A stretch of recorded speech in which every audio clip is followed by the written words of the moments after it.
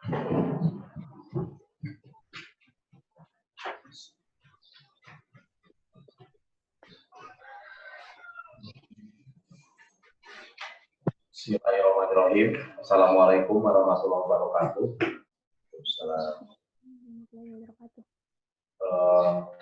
Alhamdulillahirrahmanirrahim. Wa bihi nasta'in wa ala umuri wassalatu wassalamu ala sayyidina Muhammadin wa alihi washabbihi ajmain. Amma ba'du. Rabbi shrah li sadri wa yassir li amri wa hlul 'uqdatam min lisani yafqahu qawli. Yang saya hormati pimpinan Bawaslu Kabupaten Bandung, Bapak Edi dan Bapak Komarudin yang pada kali ini akan ditempatkan dengan rekan-rekan semua berbincang, berdiskusi terkait isu-isu kepemiluan maupun pengetahuan tentang pemilu. Dan sebelumnya tadi sudah diabsen dan aturannya tadi sudah disampaikan bahwa perhelatan itu maksimal 15 menit tadi oleh admin maupun oleh Kang Adik ya tadi sudah. Nah, sebelum ke sesi nanti sambutan, saya mau menyapa dulu semangat rekan-rekan semua, sahabat-sahabat semua, walaupun tetap di rumah aja tapi masih tetap semangat. Selamat pagi. Pagi.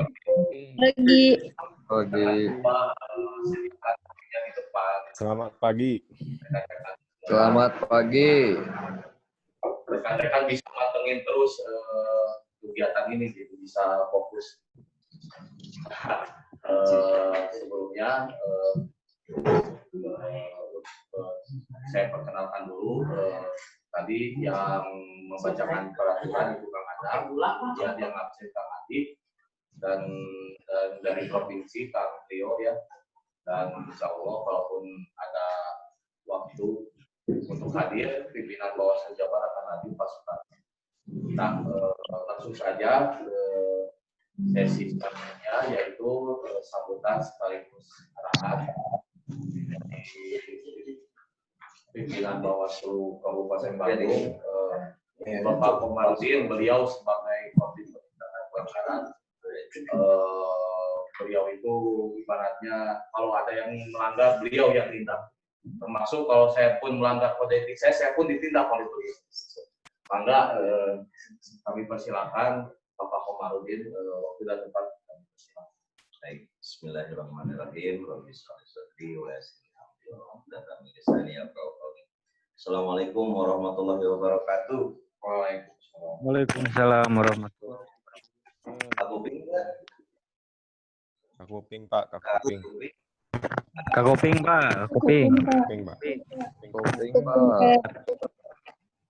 Baik, saya mulai. Pertama-tama saya ucapkan hormat saya kepada Pak Kepala Sekolah Pak Hedi Ardia, beliau Korbit Divisi Pengawasan, merangkap juga Kepala Sekolah untuk rekan-rekan dalam hal ini murid-murid atau apa ya, sahabat-sahabat SKPP sekolah kader pengawasan pemilu. Baik, rekan-rekan semua, kenapa sih kemudian Bawaslu ini penting? Tentunya menghadirkan rekan-rekan atau mengikutsertakan rekan-rekan pada momen penyelenggaraan pemilu ini. Nah, sebagaimana kita ketahui bahwa namanya demokrasi itu asalnya dari rakyat, kemudian dilakukan oleh rakyat, dan itu adalah untuk rakyat. Nah, karena itu tentunya di sini hak rakyat mulai dari hak memilih, hak mengetahui kejelasan dari prosesnya, prosedurnya, sampai dengan hak mengetahui dari hasilnya, itu tentunya adalah hak dari masyarakat. Nah, dalam hal ini rekan-rekan sebagai generasi muda bangsa di sini sebagai potensi yang tentunya ya harus berperan aktif di ruang pengawasan pemilu ini. Kenapa seperti itu? Karena tadi di keikutsertaan masyarakat. Dalam hal ini tentunya memastikan kaitan dengan penyelenggaraannya sudah benar apa tidak. Ya, hatur nuhun, iklan dulu. Sudah pada sarapan belum ini? Nilalayo. Semuanya kopi. Oke, kita mulai lagi ya. Jadi kenapa itu penting? Karena apa? Terkait dengan keberlangsungan negara ini, bangsa ini, tentunya yaitu dari masyarakat juga. Apabila penyelenggaraan pemilunya ini tidak baik atau hasil dari penyelenggaraan pemilu ini kemudian salah, tentunya bukan hanya penyelenggara pemilu yang kemudian, tetapi partisipasi dari masyarakat itu sendiri. Nah, tadi sebagaimana dijelaskan oleh Kang Angga, sini moderator, aduh kan belum bisa apa ya, Kang Angga yang ganteng. Nah, di sini di kami sendiri itu mungkin saya akan perkenalkan saja bahwa ada 5 divisi untuk di Kabupaten Bandung, yaitu 1 divisi pengawasan, 2 divisi penindakan, divisi sumber daya manusia SDM, kemudian divisi hukum, dan 1 lagi divisi sengketa. Nah, perlu juga rekan-rekan ketahui bahwa keterbatasan kami dari ruang penyelenggara pemilu itu di mana kami sendiri mengawal penyelenggaraan ini, mengawas penyelenggaraan ini dari pusat itu jumlahnya hanya 5 orang. Kemudian di provinsi sesuai dengan amanat undang-undang berjumlah 7 orang untuk di Jawa Barat. Dan di kabupaten kota itu 3 sampai dengan 5 orang. Untuk Kabupaten Bandung karena kebetulan jumlah penduduknya itu cukup besar, di atas 1 juta, maka ini lebih dari 3 orang pimpinannya. Kemudian untuk ad hoc-nya sendiri, ada Panwascam, jumlahnya 3 orang. Terus ada PKD, petugas pengawas kelurahan atau desa, itu ada 1 orang di setiap desa atau kelurahan. Dan selanjutnya ada pengawas TPS, di setiap TPS 1 orang. Mungkin pada perkembangannya pengawas TPS ini hanya baru lahir pada tahun 2015, perlu diketahui oleh rekan-rekan seperti itu. Jadi keterbatasan kami dalam mengawasi dan mengawal pelaksanaan atau penyelenggaraan pemilu maupun pemilihan ini sangat-sangat terbatas. Karena itu perlu adanya dukungan atau peran serta aktif dari rekan-rekan semua. Nah, itu mungkin yang sedikit saya akan sampaikan sebagai pemantik atau apa ya? Pengantar dari pertemuan diskusi ini. Semoga tentunya di sini rekan-rekan juga berperan aktif menanyakan hal-hal yang memang tentunya ingin diketahui oleh rekan-rekan semua. Baik, selanjutnya dikembalikan kepada Pak Moderator, Pak. Terima kasih. Assalamualaikum warahmatullahi wabarakatuh. Waalaikumsalam. Terima kasih Pak Hadirin yang telah menyampaikan pengantar, pemantik, sekaligus juga perangsang ya, perangsang di pagi hari ini. Biar lebih merangsang lagi diskusinya, disiapin kopinya dari sekarang di depan rekan-rekan semua, biar tetap fokus dan pantengin terus channel diskusi SKPP darinya begitu. Lanjut saja untuk pemantik selanjutnya, sekaligus pengarahan dari Pak Hedi, beliau Pak Kepsek, sekaligus koordinator pengawasannya. Jadi kalau misalnya ada yang masuknya terlambat nih, misalnya, ini jangan lupa komunikasi ke Pak Kepsek ya, apa yang sudah tadi disampaikan oleh Pak Admin, Pak Adam. Panggap, waktu dan tempat saya persilakan. Assalamualaikum warahmatullahi wabarakatuh. Waalaikumsalam warahmatullahi wabarakatuh. Alhamdulillah pada pagi hari ini saya bisa menyapa langsung peserta SKPP daring Kabupaten Bandung.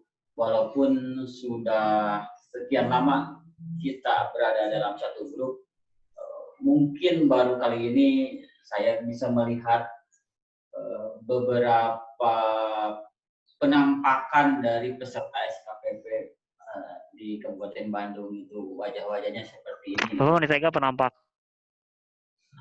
Gimana, Pak? Hah? Apa? Oh, ya gimana? Ya,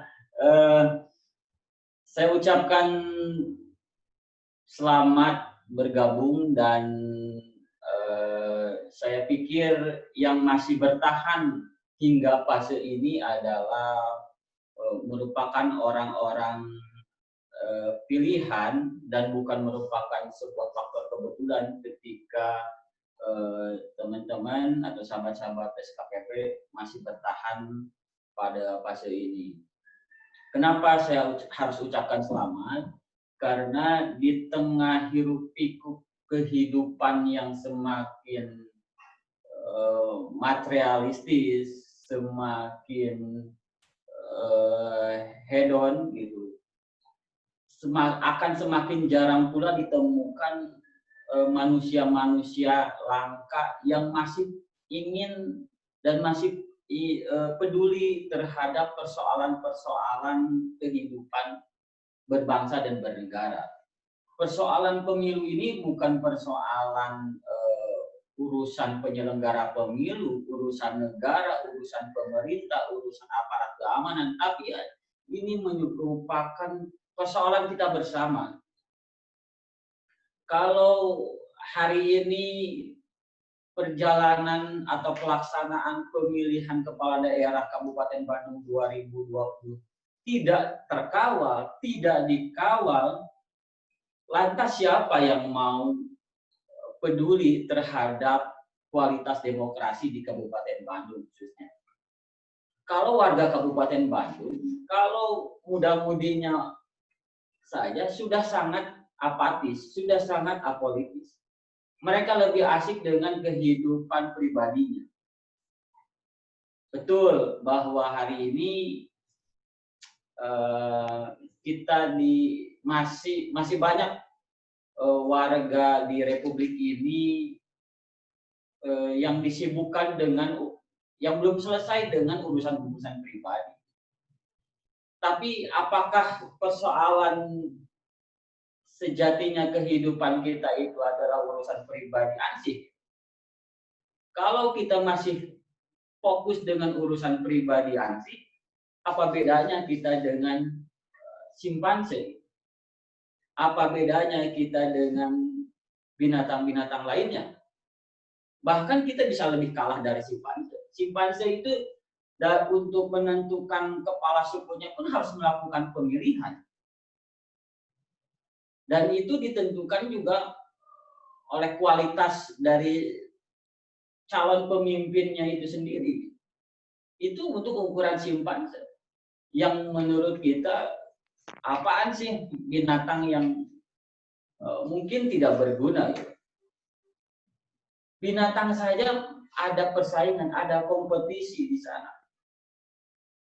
Masa manusia itu tidak peduli dengan apa yang terjadi terhadap kompetisi perebutan kekuasaan yang terjadi di sekitar kita? Bukankah kebahagiaan itu kan, kalau menurut Viktor Frankl itu, kesejatinya manusia itu adalah mendapatkan kebahagiaan. Hanya persoalannya kebahagiaannya versi siapa dulu. Kalau menurut Sigmund Freud itu kebahagiaan itu kan berupa seks. Tapi kalau menurut Alfred Adler bahwa kekuasaan, mencapai kekuasaan itu adalah merupakan sebuah kebahagiaan. Jadi kalau hari ini kita masih tidak peduli terhadap orang yang tengah sibuk dengan mencapai kebahagiaan merebut kekuasaan, berarti ukuran kebahagiaan sahabat-sahabat semua itu apa? Jangan-jangan hanya persoalan seks. Jangan-jangan hanya persoalan urusan perut. Kalau itu ya berarti masih kategorinya masih belum kategori manusia, masih kategori ya mohon maaf ya sama bahkan lebih rendah dari simpanse. Baik, sahabat-sahabat yang saya hormati, kenapa pilkada khususnya itu perlu dikawal? Karena setiap pelaksanaan pilkada atau dalam kontestasi elektoral itu pada prakteknya akan selalu disuguhi, akan selalu terjadi praktek-praktek pelanggaran. Kenapa akan selalu terjadi pelanggaran? Karena orang untuk mencapai tujuannya seringkali menghalalkan segala cara, atau dalam teori Machiavelli itu kan bahwa untuk mencapai kekuasaan itu segala apapun itu harus dilakukan. Itu Machiavelli yang hari ini logika politiknya diadopsi oleh semua elit politik di seluruh dunia. Nah, kalau berangkat dari kondisi sosial politik seperti itu, lantas kita masih mau cuek, masih mau apolitis, lalu siapa yang mau mengawal pelaksanaan demokrasi kita? Penyelenggara pemilu pun tidak bisa menjamin yang bersangkutan bekerja sesuai dengan aturan. Siapa yang bisa menjamin penyelenggara pemilu itu bekerja sesuai dengan kode etik? Bekerja sesuai dengan aturan. Banyak contoh-contoh penyelenggara pemilu yang harus diberhentikan oleh Dewan Kehormatan Penyelenggara Pemilu karena yang bersangkutan tidak bisa menjaga kode etiknya, melakukan pelanggaran misalkan netralitas, tidak profesional, merubah hasil perolehan suara dan lain sebagainya. Jadi itu harus dikawal. Kemudian dari sisi peserta pemilu mereka seringkali melakukan pelanggaran, semisal waktunya tidak berkampanye sudah berkampanye, kampanye di masjid, kampanye menggunakan fasilitas pemerintah, petahana menggunakan APBD untuk kampanye. Hal-hal seperti itu tentu kan harus dikawal, harus diawasi. Kalau hanya mengandalkan penyelenggara pemilu, ya tidak akan maksimal. Jumlah penyelenggara pemilu ini terbatas. Mereka juga bukan malaikat, punya keterbatasan. Sehingga perlu ada tenaga-tenaga tambahan dalam hal ini. Itulah salah satu dari latar belakang dibuatnya sekolah kader pengawasan partisipatif. Supaya apa? Supaya lulusan sekolah kader pengawasan partisipatif ini diharapkan bisa membantu Bawaslu dalam melakukan pengawasan-pengawasan pada saat pelaksanaan pemilu, khususnya Pilkada Bupati Bandung 2020. Itu sahabat-sahabat yang dapat saya sampaikan. Saya pikir akan lebih sangat menarik kalau kita diskusi ketimbang harus mendengarkan ceramah atau monolog yang mungkin bisa membuat sahabat-sahabat terutama yang tidak menampilkan kameranya gitu ya bisa tertidur lelap gitu. Itu saja yang dapat saya bobogan. Ya terhina bobogan gitu. Lebih baik kita diskusi saja. Silakan ungkapkan hal-hal yang belum dianggap jelas atau mau menyampaikan saran dan kritik, enggak, karena saya juga baru pertama kali ini kita bersuat walaupun secara daring setelah sekian lama kita berada dalam satu grup gitu. Terima kasih. Wassalamualaikum warahmatullahi wabarakatuh.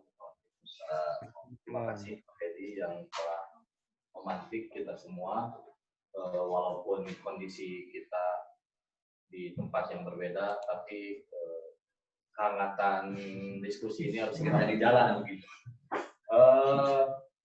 Karena ini Pak, saya menerima pertanyaan dari Pak Admin, pertanyaan offline sebelum nanti online langsung ya underwood gitu. Kalau bahasa underwood, pertanyaan underwood kita pertanyaan offline dulu. Mungkin nanti akan ditanggapi. Saya sebutkan ini ada 10 pertanyaan. Pertama dari Bapak Mulyadi. Bapak Mulyadi on. Bapak Mulyadi on. Mulyadi, Bapak Mulyadi on. Masuk. Ada.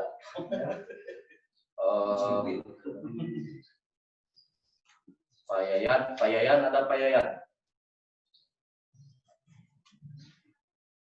Ada? Mulyadi ada? Bapak Mulyadi? Ada. Ini ada pertanyaan, apakah ada batasan maksimal untuk seseorang mendapatkan hak pilih?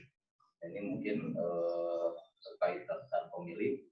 Kemudian terkait pencalonan, apakah calon bupati atau wali kota boleh berasal dari luar daerah atau tidak sesuai domisili. Kemudian pertanyaan dari Pak Sandi. Nah, ini tentang materi pelanggaran pemilu terkait kampanye hitam. Mengapa setiap adanya penyelenggaraan pemilu pilkada selalu terjadi pelanggaran kampanye hitam? Apakah efek jerah dari undang-undang tersebut telah memberikan efek jerah? Kemudian yang keempat, apakah ada perlindungan secara hukum bagi masyarakat yang melapor dugaan pelanggaran pemilu? Nah, ini ada pertanyaan dari Pak penanya. Yang keempat tadi yang terkait pelapor dari Nur Aini Kolbi Safira Budiana. Wah, ini namanya luar biasa sekali ya. Semua nama ada di 4 nama. Mangga Pak pimpinan untuk menanggapi 4 penanya. Nanti kita lanjut lagi ke 4 pertanyaan dan di akhir kita 2 pertanyaan. Nanti kalau di akhir kita akan pertanyaan on the road ya. Jadi langsung on ketika ini sudah ditanggapi. Enggak? Baik, atur nuhun Pak Angga. Untuk pertanyaan dari Kang Mulyadi, apakah ada batasan maksimal usia seseorang mendapatkan hak pilihnya? Nah, ini sebelumnya mungkin saya ingin juga rekan-rekan mengetahui kaitan dengan penyelenggaraan pemilihan atau pemilu, baik penyelenggaraannya maupun penyelenggaranya itu diatur oleh undang-undang dan peraturan. Nah, untuk penyelenggaraan pemilihan ini diatur melalui Undang-Undang Nomor 10 Tahun 2016 dan selanjutnya untuk penyelenggaraan teknisnya diatur melalui PKPU serta pengawasannya diatur melalui Perbawaslu. Nah, di ayat 1 pasal 56 Undang-Undang Nomor 10 Tahun 2016 itu dijelaskan bahwa kaitan dengan warga negara yang memiliki hak pilih, selain itu dia adalah warga negara Indonesia WNI yang berdomisili sesuai dengan wilayah pemilihan, batasan usianya itu adalah minimum 17 tahun atau sudah pernah menikah. Nah, maksudnya kayak gimana yang sudah menikah? Ya misalnya di tempat kita ada yang berusianya baru 15 tahun, tapi beliau sudah menikah. Nah, yang bersangkutan memiliki hak pilih, meskipun usianya belum 17 tahun. Hal tersebut juga diatur melalui pasal 4 PKPU nomor 19 tahun 2019 tentang perubahan PKPU nomor 2 tahun 2017 yang bunyinya sama, yaitu kaitan dengan hak warga negara yang diberikan hak pilih. Berarti di sini kaitan dengan batas maksimal itu tidak diatur dalam regulasi tersebut, baik dalam undang-undang maupun dalam PKPU. Jadi yang diatur itu adalah batas minimal. Minimalnya adalah usia 17 tahun atau yang bersangkutan sudah menikah. Gitu. Nah, jadi kaitan dengan batasan itu tentunya ada tata caranya. Bagaimana nih saya bisa menjadi atau mempunyai hak pilih dalam ruang pemilu, penyelenggaraan pemilu itu diatur juga kaitan dengan tahapan. Nah, penting ini diketahui juga oleh rekan-rekan.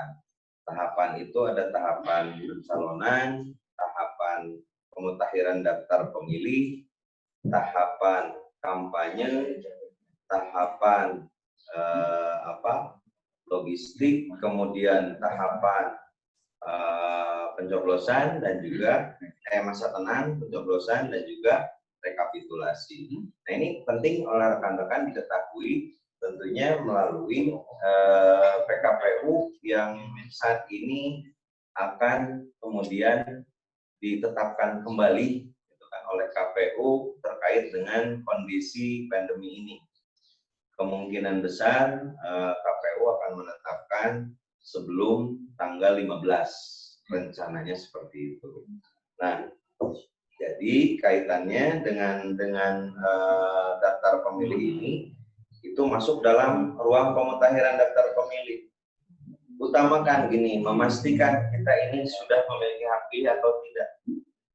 Untuk memastikannya bagaimana? Kita pertanyakan ke KPU atau melalui laman KPU. Apakah kita sudah terpilih dalam sudah memiliki hak dalam daftar pemilih tersebut?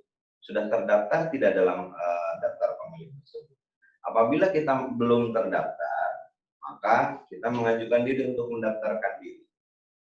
Atau bisa juga dalam proses pemutakhiran daftar pemilih ini melalui proses yang namanya pemutakhiran daftar pemilih yang dilakukan oleh petugas pemutakhiran daftar pemilih atau PPDP. Itu dari rekan-rekan KPU. Yang sejatinya menurut peraturan sebelumnya, sebelum kondisi COVID ini, harus dilakukan secara sensus. Gitu kan, datang ke rumah-rumah warga untuk kemudian mendata kaitan dengan warga-warga yang sudah berumur 17 tahun dengan syarat sudah memiliki KTP sekarang, gitu kan. Terus kemudian atau misalnya yang bersangkutan sudah menikah meskipun yang bersangkutan di bawah 17 tahun. Nah, jadi kaitan dengan batasan maksimal itu tidak diatur. Mau misalnya saya usia 80 tahun misalkan, nah, itu bisa. Tapi kalau misalnya kondisinya saya ini misalnya hanya ya tidak bisa bangun atau misalnya di rumah saja, bisa nanti pada proses pemilihannya itu akan dibantu oleh KPPS dalam prosesnya. Itu mungkin kaitan dengan pertanyaan Kang Mulyadi. Kang Yayan terkait calon. Oke, ini Kang Yayan mengenai pencalonan ya pada pilkada. Apakah calon bupati atau wali kota bisa berasal dari daerah dan dari luar daerah atau tidak sesuai dengan domisili? Baik, ya, berdasar pasal 7 di Undang-Undang 10 tahun 2016. Nah, di sini sebelum saya melangkah ke sini, saya harap tentunya rekan-rekan juga mengetahui kaitan dengan dasar hukumnya tadi ya. Jadi rekan-rekan biasakan membaca kaitan dengan dasar hukumnya. Untuk pemilihan ini dasar yang menjadi dasar hukumnya adalah Undang-Undang Nomor 10 tahun 2016. Sementara untuk penyelenggaraan teknisnya tadi PKPU, pengawasannya adalah Perbawaslu. Saya lanjutkan berdasarkan di pasal 7 Undang-Undang Nomor 10 tahun 2016 itu ada beberapa hal yang kemudian menjadi syarat kaitan dengan calon atau pencalonan. Ini untuk mencalonkan diri menjadi gubernur, wakil gubernur, bupati, wakil bupati dan atau wali kota dan wakil wali kota itu diatur di pasal tersebut. Yang pertama, bertakwa kepada Tuhan Yang Maha Esa, terus setia kepada Pancasila dan Undang-Undang Dasar 45, cita-cita proklamasi kemerdekaan negara, ya pokoknya ada itu, banyak itu ya. Jadi kalau saya bacakan terlalu ini, karena memang banyak di sini. Nah, termasuk di sini tidak sedang dicabut hak pilihnya berdasar putusan pengadilan yang telah mempunyai kekuatan hukum tetap. Terus kemudian juga kaitan dengan calon yang selain syarat-syarat tersebut, ada calon yang memang berstatus sebagai pejabat gubernur, pejabat bupati, dan pejabat wali kota, itu tidak sedang menjabat sebagai pejabat tersebut. Jadi ada hal yang kemudian dilarang. Jadi apabila misalnya saya ini sebagai pejabat gubernur, tidak bisa saya mencalonkan sebagai calon gubernur, gitu kan? Termasuk juga calon bupati maupun calon wali kota. Nah kemudian apabila kita atau pejabat gubernur itu juga diberhentikan, berhenti sebagai dari jabatan gubernur, wakil gubernur, bupati, wakil bupati, wali kota, dan wakil wali kota yang mencalonkan diri di daerah lain sejak ditetapkan sebagai calon. Nah, jadi sebetulnya kaitan dengan pertanyaan yang disampaikan oleh Kang Yayan, bisa saja saya misalnya orang Kota Bandung mencalonkan di Kabupaten Bandung pada pencalonan bupati, boleh. Itu karena memang tidak diatur larangan dalam undang-undang, dalam pasal tersebut. Jadi kaitan dengan berbeda domisili boleh, karena di sini pun ada syarat kaitan dengan misalkan gubernur Jawa Barat mencalonkan pada proses pemilihan di Jakarta, misalnya di DKI. Boleh, selama dia berhenti sebagai gubernur di Jawa Barat.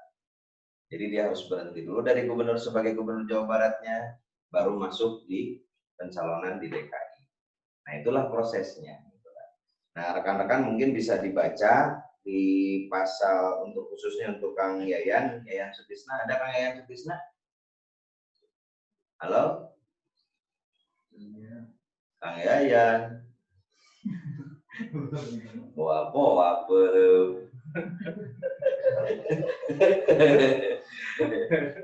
Ya, jadi itu silakan dibaca di pasal 7 Undang-Undang Nomor 10 Tahun 2016.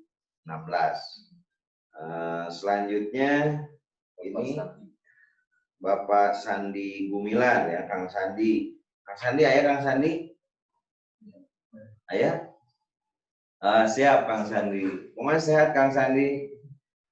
Ini menurut materi tentang pelanggaran. Nah, pemilu atau pilkada dijelaskan bahwa melakukan kampanye hitam itu masuk kategori melanggar perundang-undangan atau berbenturan dengan undang-undang.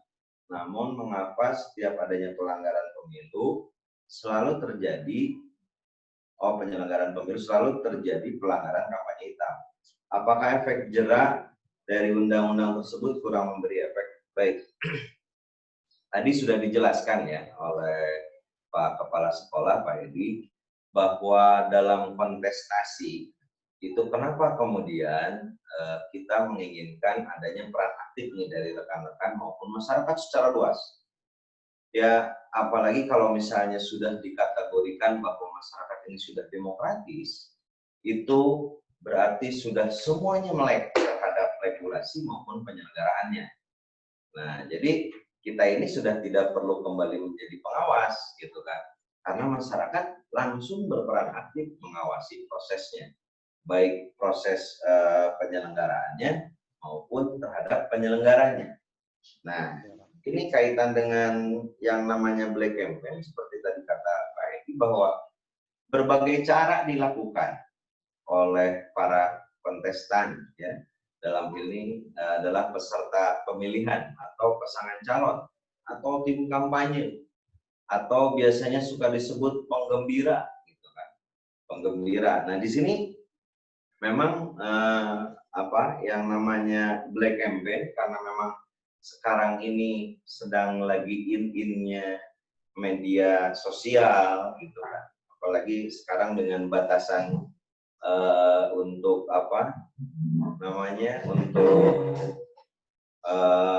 bertatap muka secara langsung itu dibatasi dengan kondisi pandemi ini.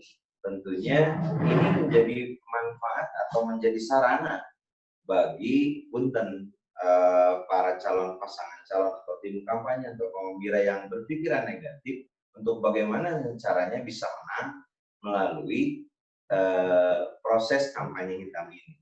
Bagaimana sih kampanye hitam? Misalnya menjelek-jelekan pasangan calon lain. Misalnya ada dua pasangan calon, misalkan si A dan si B. Si B itu berkampanye dengan membuat brosur, misalkan. Seperti halnya terjadi pada waktu itu di Kota Cimahi, yang kemudian hasilnya adalah diputuskan diberikan masuk dalam ruang pidana, di mana yang membagikannya itu terkena sanksinya, dihukum kalau tidak salah itu 3 bulan pada waktu itu. Nah, kaitan black campaign itu seperti apa? Menjelek-jelekan pasangan calon lainnya. Misalnya, jangan memilih si A mah punten korengan, si A mah roromehen misalnya. Atau si A misalnya tukang korupsi, misalnya. Itu dilakukan oleh apa? Oleh pasangan calon atau tim kampanye di pasangan calon itu. Serius ketinggalan. Nah, selanjutnya ini sendiri kaitan dengan larangannya sendiri itu diatur secara tegas dalam pasal 69 huruf C Undang-Undang Nomor 10 Tahun 2016. Itu di mana disebutkan bahwa melakukan kampanye berupa menghasut seperti tadi, memfitnah, mengadu dombakan partai politik, perseorangan dan atau kelompok masyarakat merupakan bentuk kampanye yang dilarang. Nah, ini jelas-jelas bahwa ini adalah dilarang. Kenapa masih terjadi saja tadi? Karena memang kembali lagi kepada pribadi si calonnya itu atau tim kampanyenya itu yang biasanya mempunyai motivasi bukan ingin membangun, gitu kan? Tetapi motivasinya kumaha carana orang bisa menang, gitu kan? Bagaimana caranya kita supaya bisa menang? Nah, hal ini tentunya kenapa diatur dalam undang-undang kaitan larangan itu kan gini, kan sekarang era keterbukaan, Pak. Saya kan pengen tahu benar itu kejelasan si A ini adalah seperti itu yang diberitakan. Nah, makanya pastikan bahwa si A teh bukan pelaku seperti yang disebutkan atau difitnahkan oleh si B. Nah, tentunya apabila ada yang seperti itu segera kita laporkan kepada pengawas pemilu, gitu kan. Untuk apa? Untuk kemudian ditindaklanjuti. Nah, penyebaran kampanye hitam ini memang sangat mudah dilakukan. Dalam proses pilgub kemarin pun di Jawa Barat ada yang seperti itu. Itu dilakukan oleh salah seorang yang mengatasnamakan dukun pada waktu itu. Jadi diputarbalikan si dukun ini. Misalnya pada waktu itu adalah dukunnya mengaku bahwa saya sudah mengumpulkan seluruh jin katanya di Pelabuhan Ratu untuk mendukung si A. Nah, ini kan memberi efek bahwa si A ini teh ya tidak kan di kita mah yang namanya arag agamis gitu ya. Ketika melihat hal-hal yang seperti itu yang keluar dari jalur agamis, maka itu akan berpikir negatif terhadap si calon tersebut. Nah, sehingga pada waktu itu kami telusuri dan ketika kita dapat itu di Sukabumi pelakunya. Nah, kampanye hitam ini dilakukan oleh pasangan calon, tim kampanye, ataupun penggembira ya. Itu biasanya saat ini kan lebih mudah, bisa melalui selebaran, bisa juga melalui poster, bisa juga melalui media sosial. Yang saat ini di media sosial kan sudah secara bebas orang mengakses gitu kan. Bahkan kalau boleh dibilang di kita ini yang namanya saringan kaitan dengan apakah berita itu hoax atau bukan, itu sangat-sangat kurang gitu kan saringannya. Sehingga ketika ada berita-berita itu langsung bisa kemudian dikonsumsi oleh masyarakat. Nah, tentunya kita sebagai masyarakat bukan kemudian menerima itu atau misalnya membaca itu dan membenarkan itu, tapi kita harus melihat benar nggak ini. Makanya untuk mempertanyakan itu laporkan kepada pengawas pemilu untuk kemudian ditindaklanjuti dan memastikan kebenaran dan kejelasan informasi. Itu mungkin Kang Sandi, ada lagi kan? Siap. Atus Pak, paham Pak. Nuhun. Siap. Bang Sandi mantap. Mantap. Selanjutnya Bu Nur Aini Kolbi. Selanjutnya kepada Pak Kepala Sekolah Di alat perempuan. Perlindungan hukum bagi pelapor. Ya, terima kasih Bu Nur Aini. Yang mana ya Bu Nur Aini itu? Bu Nur Aini bisa muncul dulu Bu Nur Aini yang mana ya? biar kelihatan Cecelisna lah. Cece Nuraini. Cik Nur Aini teh di mana, Cik?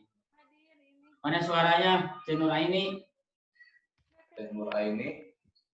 Halo. Hadir. Hadir. Hadir. Acung.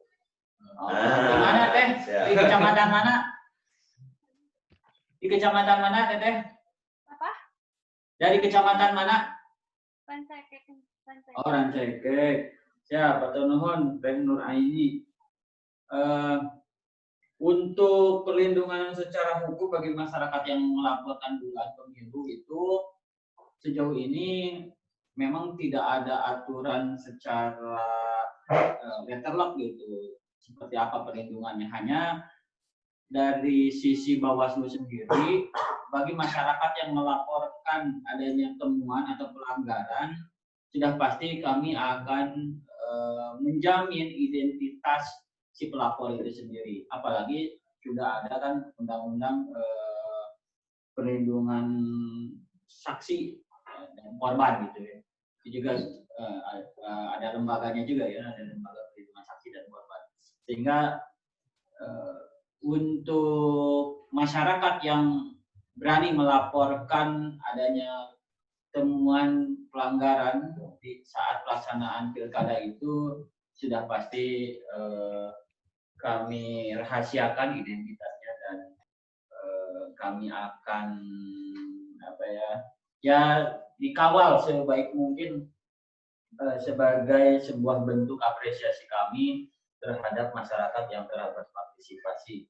Itu mungkin jawaban untuk saudari Nur Aini Kolbi Sapira Budiana. Panjang. Selanjutnya. Ya kan dapat dipahami. Pungkas Widya. Ya, bagaimana? Ya kan paham, dapat dipahami. Makasih Kang. Kurang jelas, Neng? Udah. Ya kan dapat dipahami, hatur nuhun. Oh, siap.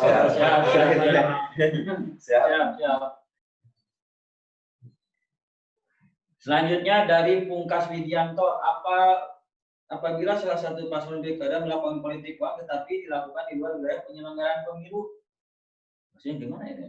Termasuk bisa. Jadi Buat Kabupaten Bandung.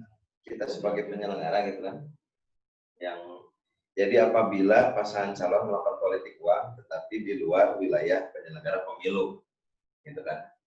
Jadi sebetulnya gini, kewenangan.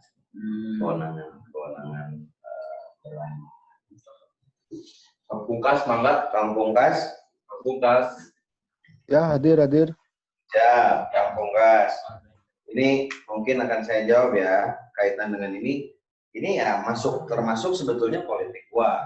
Hanya kemudian kaitan dengan ruang penindakannya sesuai dengan kewenangan, Kak. Halo, Kang Pungkas. Iya ya, masih Ya. mendengarkan saya. Oke, tergantung. Jadi gini, kita ini kan dibatasi dalam sebagai penyelenggara pemilu ini dibatasi juga dalam ruang wilayah penyelenggaraannya.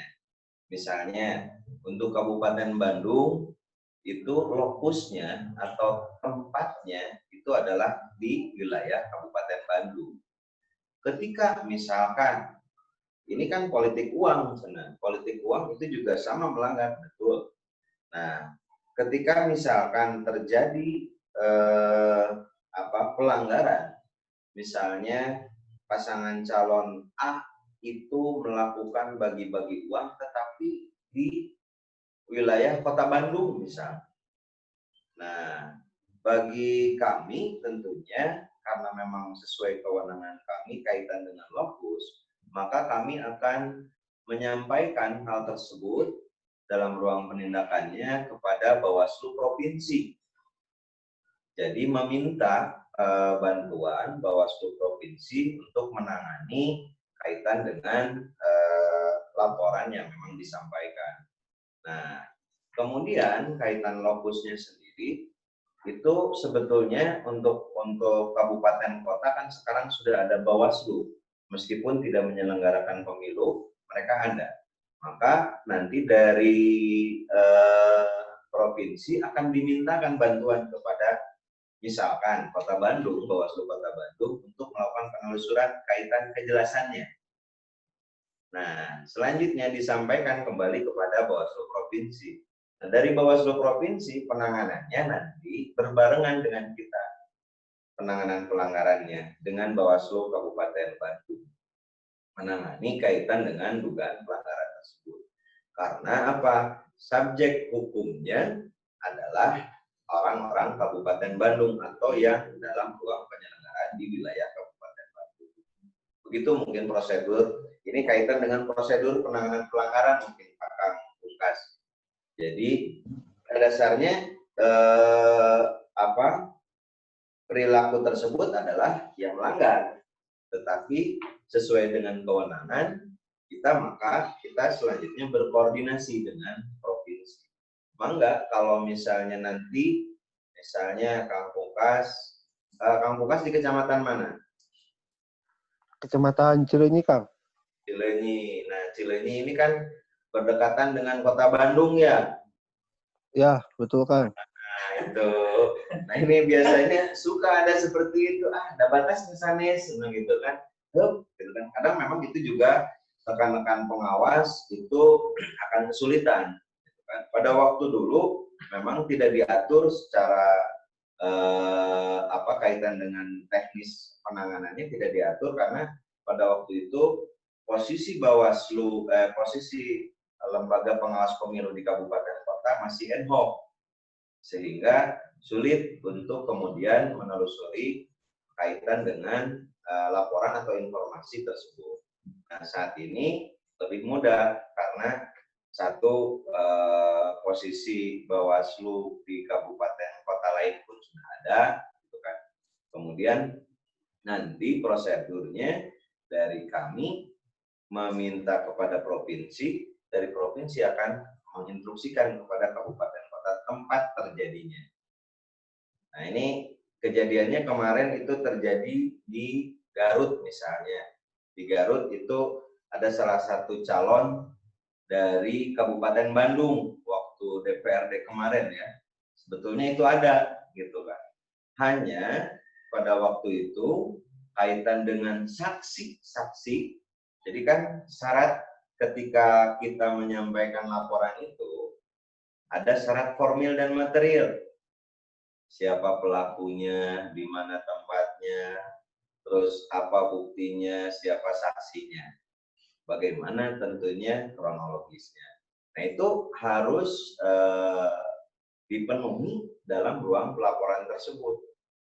Nah, apabila misalnya sekarang diindikasi ada politik uang misalnya dilakukan di mana? Di Sumedang misalkan. Nah, tapi kemudian saksi yang menyaksikannya tidak ada. Itu jadi kita tidak bisa kemudian menindaklanjuti. Kaitan dengan formil material ini hal yang paling utama, terutama dalam ruang pidana penanganannya. Nah, politik uang masuk dalam ruang pidana pemilu atau pemilihan. Itu mungkin Kang Pungkas. Ya, siap, Kang. Makasih, Kang. Paham sekarang, Kang. Oh, siap. Saya di Patarasan teh. Acara, Kang. Tetaplah.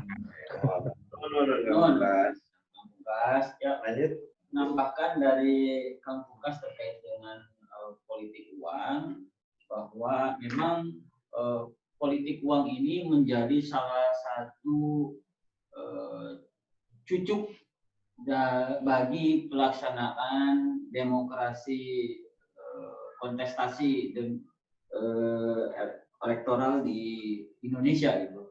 Bahkan hasil penelitian dari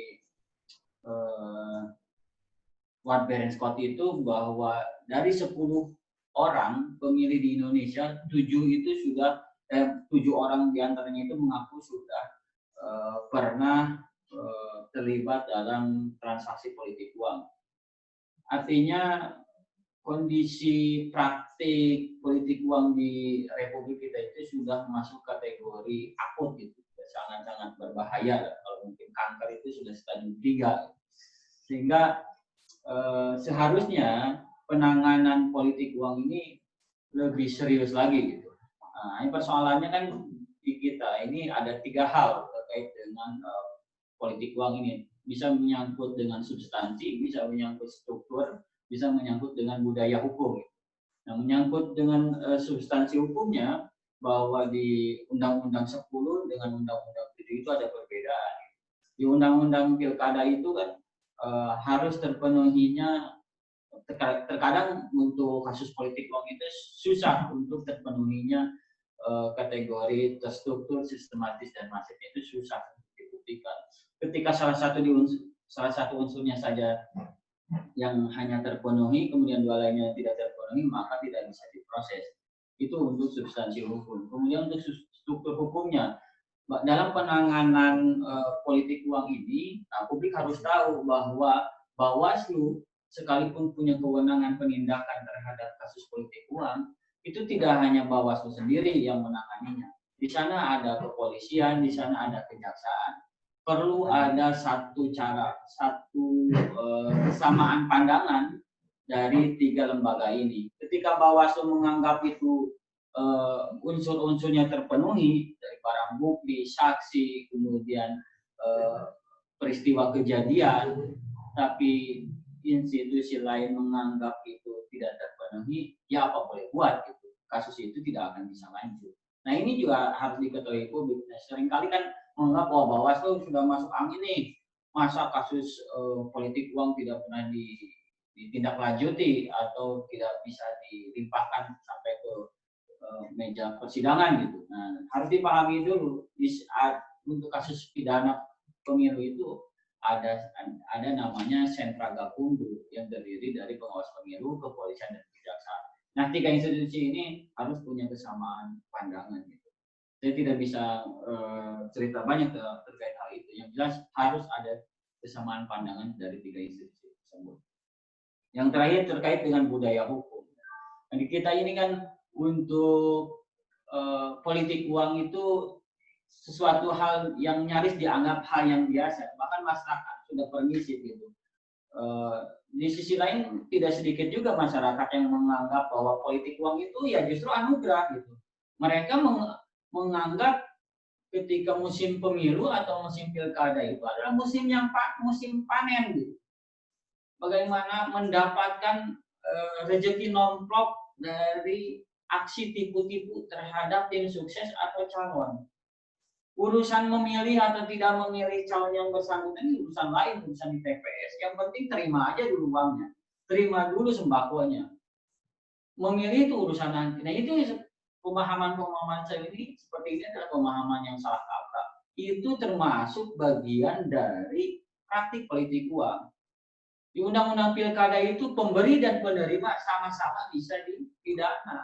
Jadi mohon ini para peserta SKPP harus punya kesimpulan yang sama dengan kami bahwa penerima dan pemberi praktik politik uang itu sama-sama bisa dipidana. Itu rumusnya. Apa yang bisa dikategorikan sebagai tindakan politik uang? Apapun itu yang diberikan oleh calon kepada pemilih dalam rangka mempengaruhi pilihannya bisa dikategorikan politik uang. Apabila unsur-unsurnya terpenuhi, ada ajakan, ada citra dari calonnya tersebut itu bisa dimasukkan kategori politik uang. Jadi kalau ada tim sukses atau calon yang membagi-bagikan sembako, besar kemungkinan itu bisa masuk kategori politik uang. Apakah itu isinya beras saja, gula, mie instan, minyak, itu bisa politik uang. Termasuk juga apalagi amplop yang berisi uang.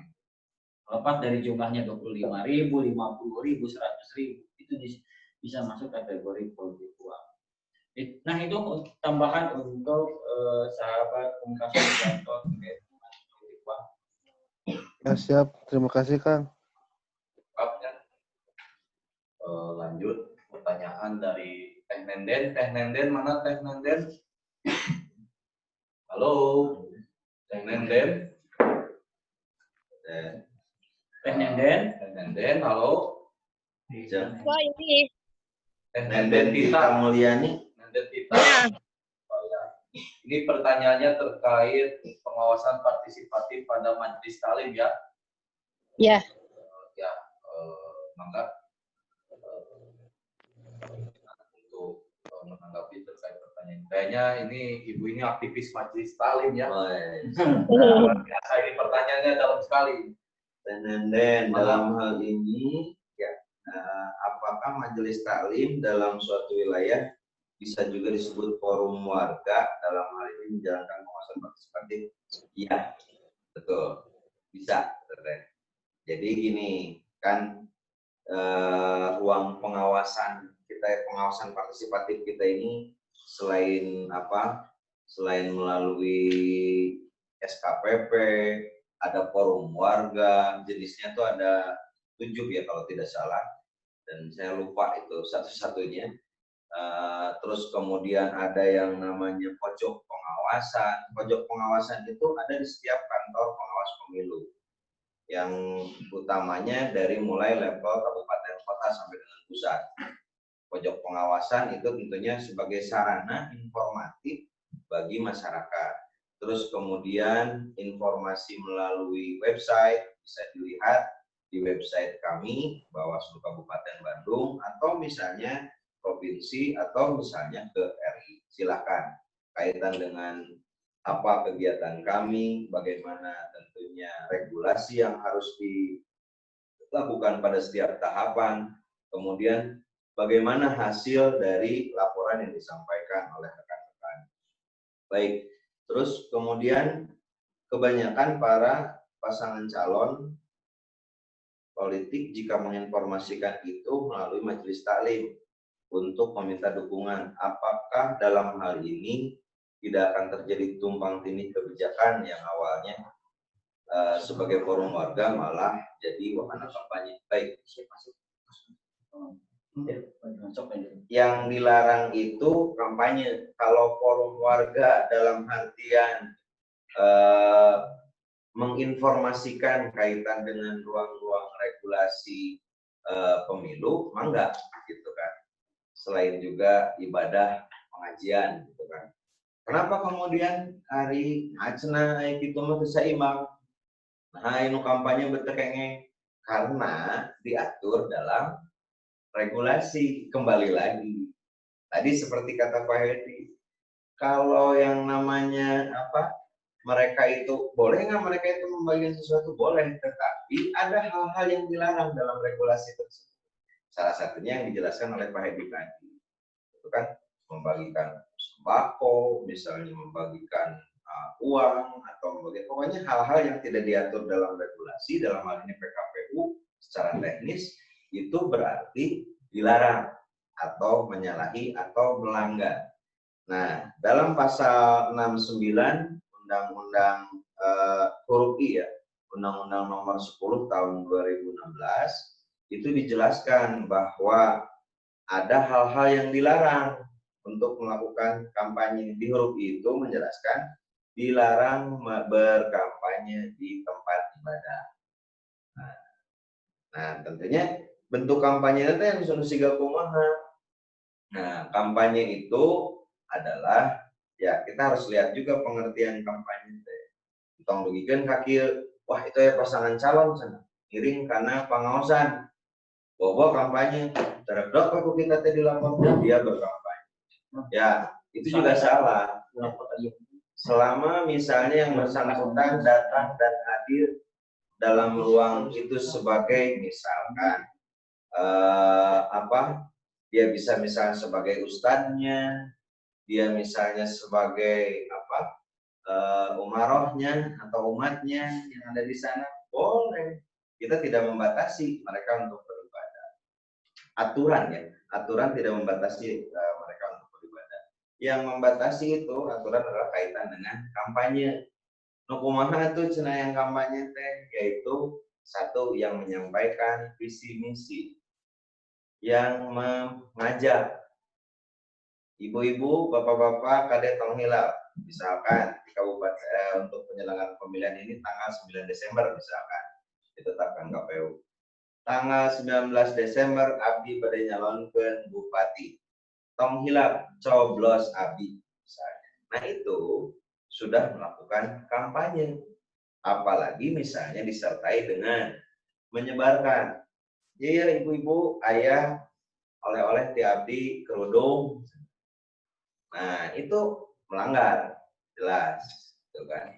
Dia sudah berkampanye, dia juga sudah melakukan money politik, dalam hal ini membagikan sesuatu yang memang tidak atau dilarang atau tidak diatur dalam PKPU-nya sendiri. Itu Teh Nenden. Kemudian kaitan dengan sanksi, ini sebetulnya dalam sanksi kaitan dengan menggunakan tempat ibadah ini memang kan dalam undang-undang ini tidak secara eksplisit masuk ke dalam ruang pidana atau administrasi. Nah, di sini ini kalau dalam PKPU memang masuk dalam ruang administrasi. Nah, kaitan dengan sanksinya diatur melalui pasal 74 ayat 2 PKPU nomor 4 tahun 2017. Gitu kan. Itu sanksinya berupa peringatan tertulis walaupun misalnya belum menimbulkan gangguan atau penghentian kegiatan kampanye tersebut. Jadi apabila memang ada yang melakukan atau baik tim kampanye atau misalnya pasangan calon yang melakukan seperti itu, ingatkan atau laporkan kepada pengawas pemilu untuk kemudian diproses, misalnya bisa kemudian kalau memang mampu untuk dibubarkan, tapi kalau tidak memberikan peringatan tertulis melalui KPU. Gitu paling Teh Nenden. Dipahami Teh? Teh Nenden? Teh Nenden? Teh Tita? Teh Mulyani. Ini ada 3 ini. Teh Nenden, Teh Tita, Teh Mulyani. Teh Nenden cekap. Cekap. Halo. Atas segala sinyal ya, sinyal Teh Nenden. Baik, lanjut mungkin. Sebelumnya videonya tolong dinyalakan ya. Yang masih pakai gambar itu tolong dinyalakan videonya. Aku aja nyala-nyalain. Selanjutnya mungkin akan ada dari pimpinan Bawaslu Provinsi Jawa Barat akan memantik sekaligus mengarahi kita semua, memberikan pengarahan untuk latar belakang kurikulum akan disampaikan dipandu oleh pimpinan Hedi. Baik, kami ucapkan selamat bergabung kepada pimpinan Bawaslu Provinsi Jawa Barat, Pak Sutarno. Beliau adalah koordinator divisi penindakan pelanggaran. Beliau lahir di Kebumen 12 Februari 72, pendidikan di Kedungan Sadang, kemudian di SMP di Banjarnegara, kemudian terakhir STIH Islam Jakarta. Beliau mantan tenaga ahli di DPR, kemudian juga advokat di kantor advokat Dr. Saifullah and Associate. Baik, kita langsung saja simak apa paparan dari Pak Sutarno sekaligus mungkin pembulatan terhadap apa yang sudah kita diskusikan pada siang hari ini. Kepada beliau dipersilakan.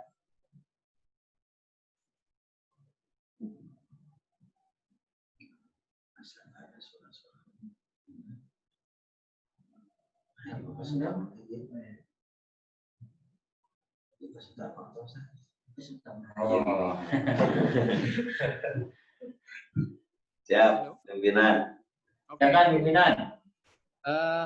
Sebelumnya mungkin saya ulangi tadi mungkin belum di mute ya, masih di unmute. Terima kasih Kiai Hedi atas perkenannya. Ini sebetulnya diskusinya sudah selesai atau belum? Sedang berjalan. Sedang berjalan. Sedang berjalan. Baik. Kalau demikian maka saya ingin mengikuti diskusinya dan nanti saya di akhir sesi saja. Tinggal menutup gitu, jadi enak kan? Gitu. Siap. Lanjut itu biar tidak kalau tanggung itu nggak enak gitu. Jadi silakan dilanjut Ya, Pak Kepala Sekolah dan Abadidi. Silakan dilanjut dulu. Nanti saya di sesi akhir ya. Siap, pimpinan. Ya.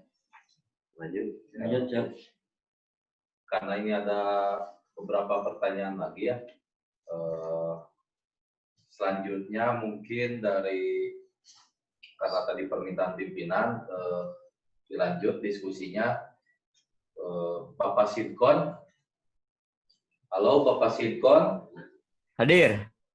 Ya, ini pertanyaannya. Alasan tidak boleh dilibatkannya ASN, TNI, dan Polri dalam kampanye. Mungkin pimpinan bisa menanggapi terkait pertanyaan beliau, maka. Baik, terima kasih sahabat Sidkon Pamulaki. Ini rasa-rasanya saya nggak asing lihat dari penampakannya Sidkon Pamulaki ini.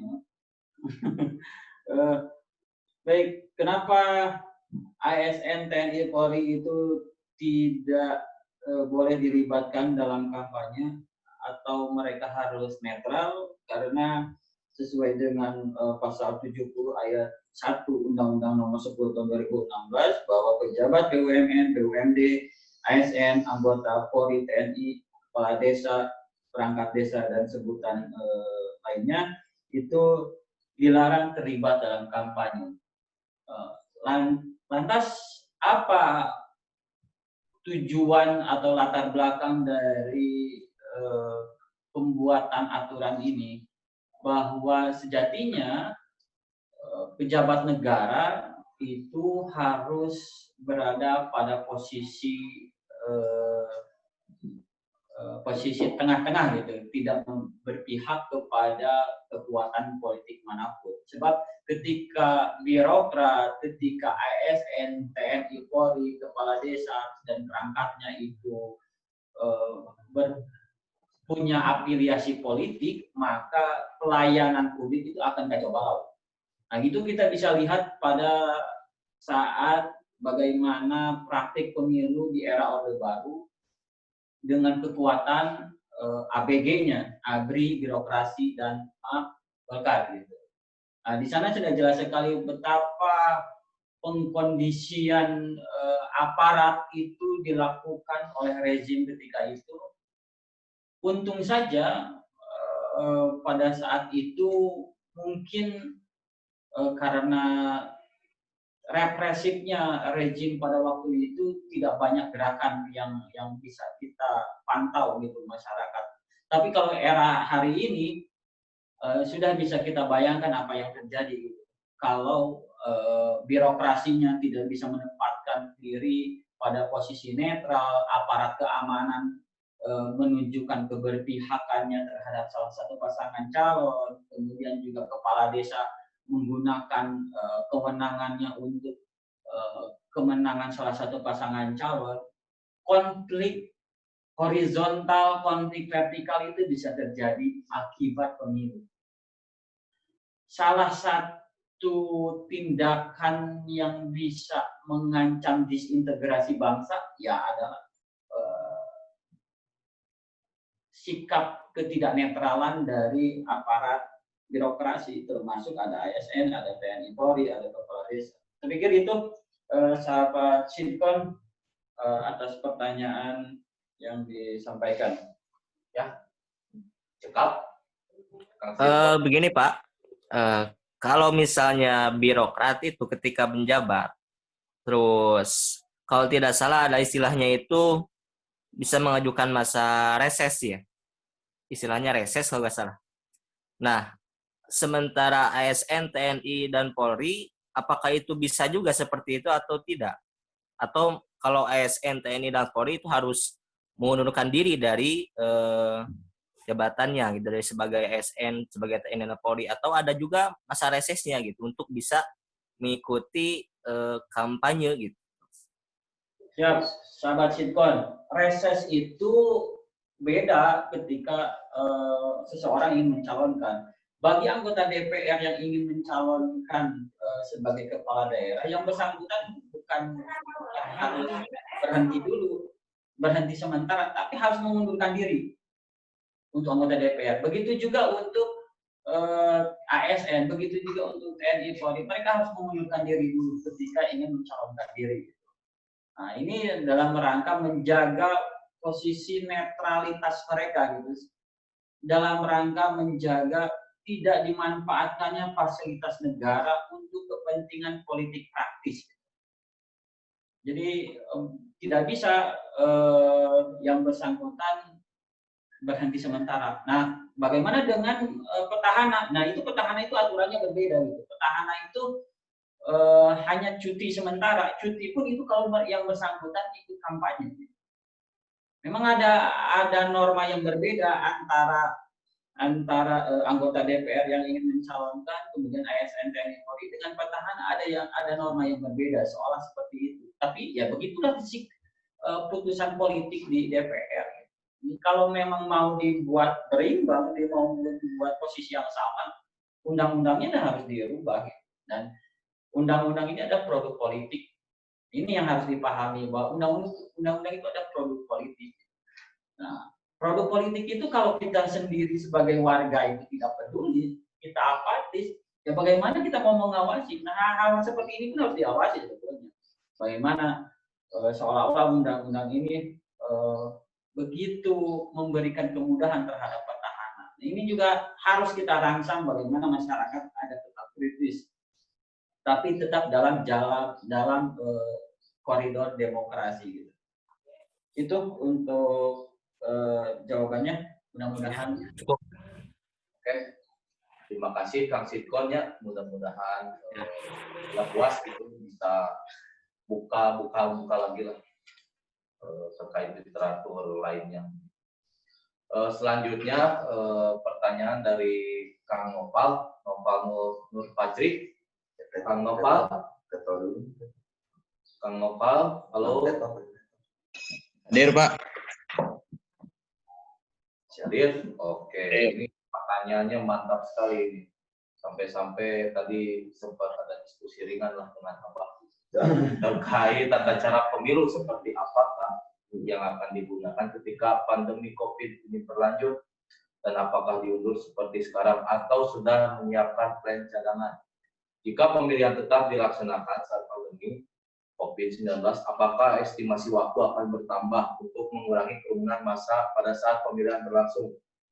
Nah, ini pertanyaannya, mangga Pak Pimpinan, baik, untuk menanggapi. Kang Naufal ya, Naufal Nur Fajri, sigana pencinta alamnya. Kang Naufal, beda di topi ya. Baik Kang Naufal, ini keren ini pertanyaan, karena kebetulan ini yang sering kita bahas ya. Karena memang kondisi pandemi COVID ini ya tentunya berpengaruh sangat-sangat ini ya signifikan terhadap penyelenggaraan pemilihan ini. Contohnya penyelenggaraan pemilihan kita kemarin sempat diberhentikan terlebih dahulu sementara itu, dan kemudian menunggu kembali regulasi baru kaitan dengan bagaimana tentunya tata cara seperti yang dipertanyakan oleh Kang Naufal ini.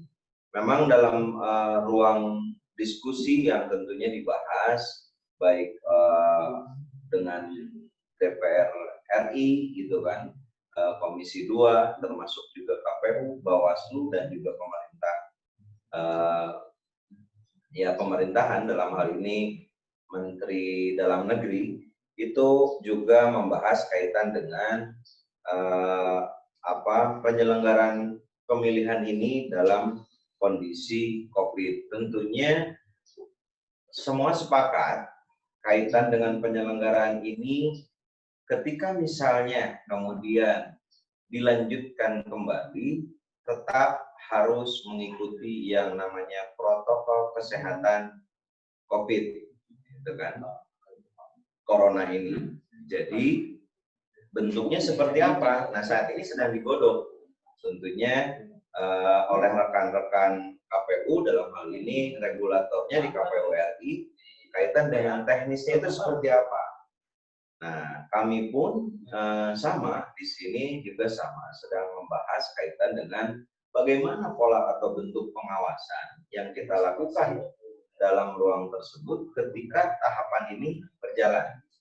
Contoh misalnya, ini yang dipertanyakan kaitan dengan estimasi waktu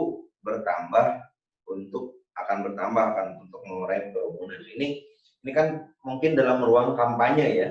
Kalau saya coba cermati ini mungkin dalam ruang kampanye. Dari 7 bentuk kampanye yang diatur oleh regulasi di undang-undang, itu ada tiga bentuk yang kemudian dilakukan atau harus dilakukan secara langsung terhadap masyarakat atau bertatap muka dengan masyarakat.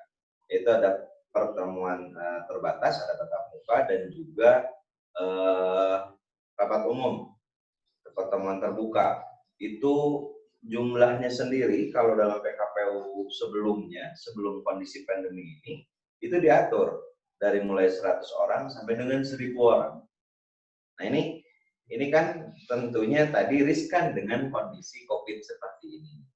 Nah, karena itu di sini kemungkinan besar kaitan dengan hal tersebut akan mengalami perubahan dalam ruang teknisnya. Tetapi kaitan dengan konten kampanyenya sendiri itu tidak dirubah, gitu kan. Bahwa si pasangan calon itu harus melakukan tatap muka, karena dalam peraturan pemerintah nomor 2 yang kemarin lahir itu tidak secara teknis mengatur kaitan dengan penyelenggaraan dalam masa COVID ini seperti apa. Nah, jadi acuan kaitan penyelenggaraannya masih mengacu kepada Undang-Undang Nomor 10. Nah, di sini yang tentunya harus disinkronkan atau disandingkan atau kemudian disesuaikan antara penyelenggaraan teknis dalam Undang-Undang 10 tersebut menyesuaikan dengan kondisi bencana non alam Corona ini, gitu kan, COVID ini. Bagaimana tentunya hal-hal yang harus mengedepankan protokol kesehatan, karena pada dasarnya meskipun penyelenggaraan pemilu ruang demokrasi ini penting, tetapi jaminan kesehatan masyarakat itu lebih penting, gitu kan. Jadi ada hal-hal yang kemudian dibatasi. Nah, seperti kemarin misalnya, apakah kampanyenya akan dikurangi, masa kampanyenya atau gimana? Nah, ini sedang dibahas tentunya di ruang regulator. Dalam hal ini adalah Bawaslu RI, KPU RI, DPR RI, itu, dan pemerintahan itu sendiri. Jadi kita tinggal menunggu hasilnya seperti apa. Hanya tentunya kita pun memberikan masukan kaitan dengan prosesnya, itu tentunya dengan mengedepankan protokol kesehatan yang diatur melalui COVID ini. Kintenan, paham, Kang? Bisa dipahami? Bisa dipahami, Kang? Bisa menanggapi itu, Kang? Siap. Kena. Biasa bisa beri kopi tuh. Kopi mana? Alah. Kalau telat, kalau telat. Izin menanggapi, Kang. Ya. Kan misalkan gini, kan di tempat KPPS itu sendiri kan terkadang kecil atau lingkup ruangnya itu sempit. Nah, dengan adanya COVID-19 ini, misalkan gitu, apakah tempat itu akan diperlebar atau mengandalkan tempat yang lebih luas lagi, menimbang dengan social distancing yang pemerintah terapkan, atau akan tetap menggunakan tempat ya 4 kali berapa gitunya kalau nggak salah tuh, pokoknya mah kecil lah, atau akan menimbang lagi untuk diperlebar atau akan mengurangi jumlah pengisi KPPS itu sendiri gitu kan? Oke. Dijawab, Dik. Baik, betul Kak. Nah itu juga salah satu tentunya masukan kita kaitan dengan ruang-ruang publik khususnya mungkin dalam ruang-ruang pengumpulan publik ini ya. Contohnya tadi yang seperti akan coba tanggapi kaitan dengan ruang TPS gitu kan.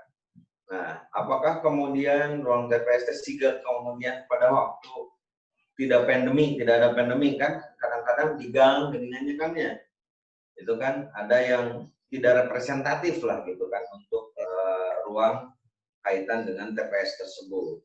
Nah padahal sebetulnya itu sudah diatur kaitan dengan jangankan dalam luas ruangannya. Jadi pintu masuk, pintu keluarnya pun harus ditata, termasuk pencoblosan. Maksudnya bilik pencoblosan itu pun harus ditata. Kemudian nggak iya ongko eta bilik iya, tapi di belakangnya misalnya membelakangi jendela orang, orang ningali itu rahasia gitu kan. Nah seperti contohnya itu. Nah kemudian menyesuaikan dengan kondisi pandemi ini. Salah satunya yang kemudian kita sampaikan kepada rekan-rekan KPU melalui Bawaslu Provinsi dan Bawaslu RI itu adalah kaitan dengan hal-hal yang tentunya harus lebih tertib dalam ruang TPS tersebut. Misalnya dalam kaitan dengan ruangnya sendiri harus berjarak gitu. Dalam prosedur masuknya sendiri juga harus berjarak. Orang-orang itu bagaimana? Ketika masuk juga harus dilakukan kaitannya pengecekan suhu misalnya. Itu kan salah satu protokol dalam COVID itu sendiri. Kemudian adanya dalam ruang TPST yang namanya hand sanitizer. Terus mewajibkan kepada pemilih itu memakai yang namanya masker, gitu kan. Termasuk juga para penyelenggaranya dalam hal ini ketua dan anggota KPPS-nya. Masa pemilih mengenai masker, KPPS mengenai masker. Jadi wajib KPPS-nya pun itu mempergunakan alat-alat yang menjadi ketentuan dalam protokol kesehatan COVID. Nah, selain itu, kemudian kita pun menyampaikan hal kaitan dalam ruang bilik, misalnya, nah pakuna kumaha, nah di pakuna ditempel gitu, atau nanti itu sudah menjadi masukan kami tentunya dalam hal ini kepada penyelenggara teknis KPU dan jajarannya. Itu yang kita sampaikan melalui Bawaslu Provinsi dan Bawaslu RI. Begitu Kang Naufal. Jadi kita pun sama tentunya. Nah tinggal nanti Kang Naufal dan rekan-rekan semua, ketika misalnya sudah lahir aturan teknis dalam bentuk PKPU, kita sama-sama mengawal apakah sesuai nggak dengan PKPU tersebut. Nah apabila tidak sesuai, maka kita wajib mengingatkan, minimum di ruang tempat pemilihan kita. Kang Naufal di mana kecamatannya Kang Naufal? Kecamatannya di Paseh, Pak. Di Paseh. Kang Naufal terus usia sebenarnya? Dua-dua, Pak. Dua-dua. Oh, kami ningali dina kumis mah memang hatinya dua-dua lebih tua Kang Naufal daripada saya. Semang gober itu. Pencinta alam. Ya begitu mungkin Kang Naufal. Jadi nanti kalau misalnya ada di TPS Kang Naufal seperti itu, ya ketika aturannya tidak sesuai, wajib Kang Naufal pun mengingatkan sebagai pengawas partisipatif atau apalagi ini sebagai siswa dari SKPD. Itu mungkin di Abi. Ya Pak, menanggapi ini Pak, jadi Pak. Siap.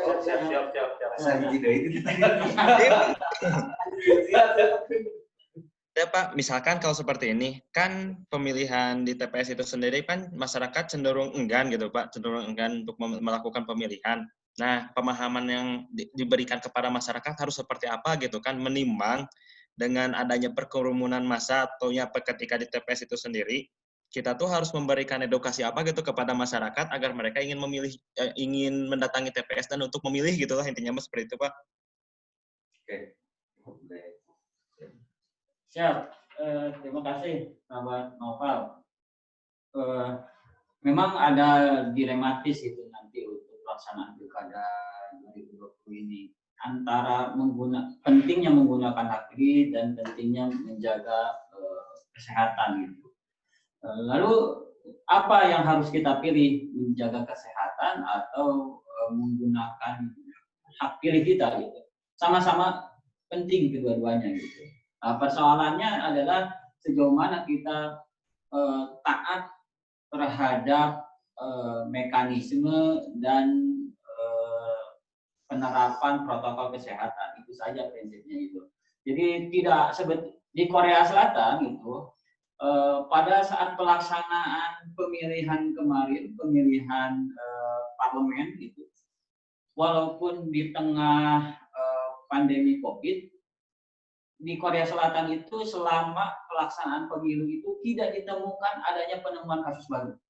Itu hebatnya Korea Selatan. Kenapa? Karena mereka itu benar-benar mempraktikkan, benar-benar taat terhadap protokol kesehatan. Seperti apa? Contoh, ke TPS itu mereka menggunakan sarung tangan 1 kali pakai.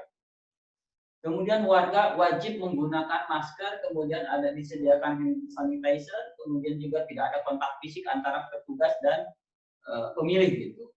Jadi benar-benar terjamin gitu. Walaupun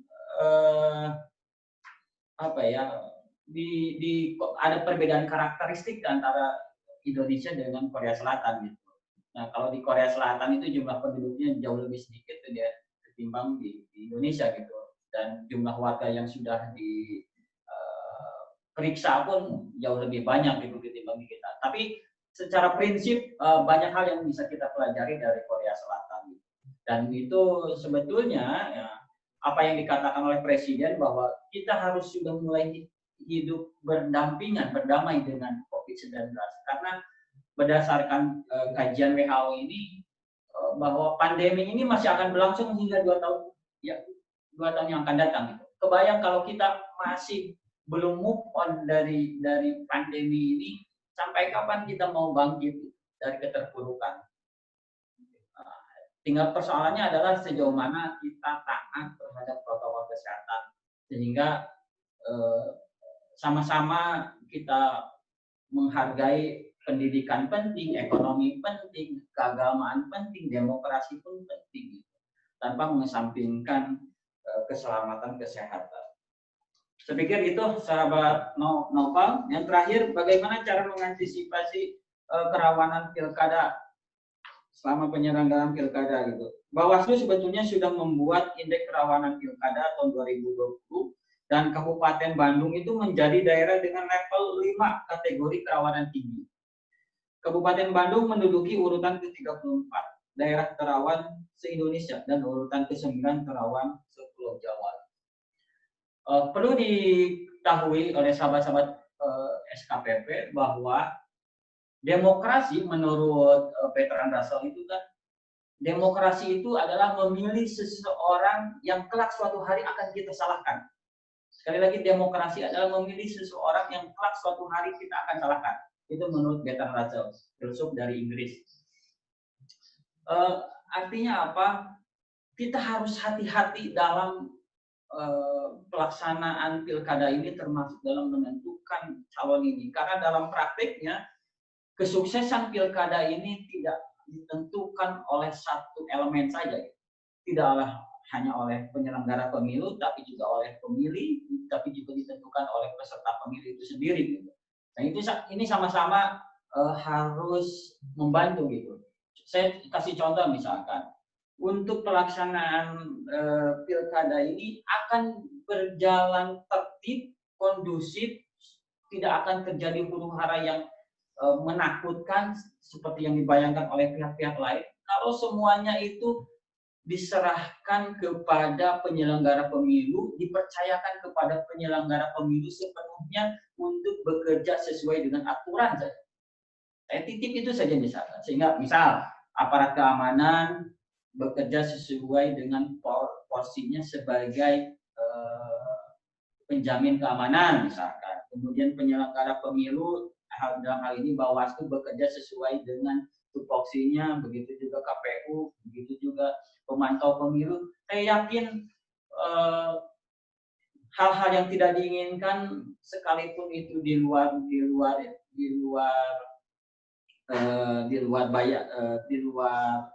prediksi apa yang terjadi, tidak akan jauh-jauh dari apa yang sebetulnya telah dipetakan lewat undang-undang.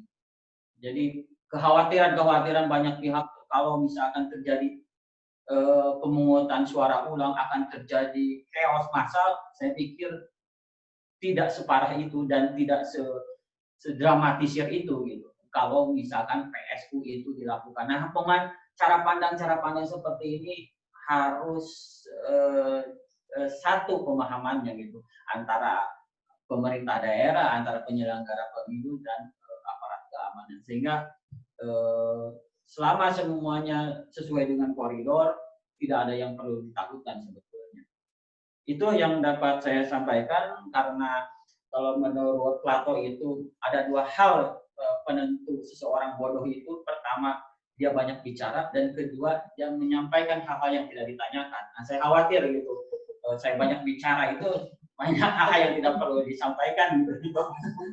Dan di sini sudah ada pimpinan kita semua, Pak Sutarno dari tadi sudah tidak sabar ingin mengoreksi kami dari Kabupaten Bandung karena mungkin banyak hal-hal yang kurang tepat gitu, atau juga ingin melengkapi apa yang disampaikan oleh dan ditanyakan oleh peserta SKPP. Waktu dan tempat kepada Pak Sutarno, dipersilahkan. Terima kasih Kiai Hedi, Kepala Sekolah SKPP Kabupaten Bandung. Bismillahirrahmanirrahim. Assalamualaikum warahmatullahi wabarakatuh. Waalaikumsalam. Selamat siang dan salam sejahtera untuk kita sekalian. Sampurasun. Sampes. Tentu terus-menerus mari kita mengucap syukur kehadirat Allah Subhanahu wa taala, Tuhan yang Maha Esa. Kemudian yang saya hormati tentu Kepala Sekolah SKPP Bawaslu Kabupaten Bandung, Kiai Hedi, kemudian Abah Didi. Jangan terlalu resmi lah begitu ya, panggil saja saya. Siap. Lebih enak ini ya, benar. Lebih enak begitu ya, gitu kan. Ini proses belajar ini proses belajar yang santai gitu, rileks, tetapi tentu saja substansinya luar biasa. Ada Kang Januar barangkali yang juga sudah bergabung atau belum bergabung. Tadi saya sempat ngecek. Jadi saya tadi ngecek video teman-teman semua gitu ya, satu-satu gitu ya. Wajah-wajahnya saya cek gitu kan. Ada Kang Ari barangkali dan juga Kang Kahfi yang bergabung atau belum bergabung. Kemudian teman-teman sekretariat Bawaslu Kabupaten Bandung yang saya banggakan dan saya hormati. Lebih spesial tentu sahabat-sahabat SKPP sekalian yang saya hormati dan saya banggakan. Sungguh saya merasa senang begitu hari ini mengikuti sesi diskusi sahabat-sahabat SKPP dengan